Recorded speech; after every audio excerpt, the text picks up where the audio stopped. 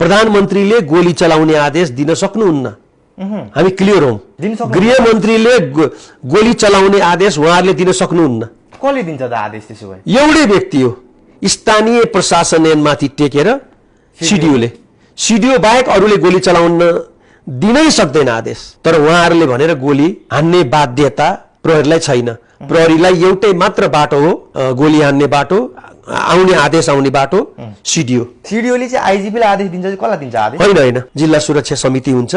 त्यो सुरक्षा समिति आन्दोलनको बेला कमान्ड पोस्टको रूपमा बस्छ हैन। जिल्ला प्रहरी कार्यालय के अरे प्रहरी परिसरको प्रमुखबाट विभिन्न के अरे प्रहरी अधिकृतको कमान्डमा सेक्टर बाँडेर होला, एरिया चाहिँ छुट्टाएर होला हैन।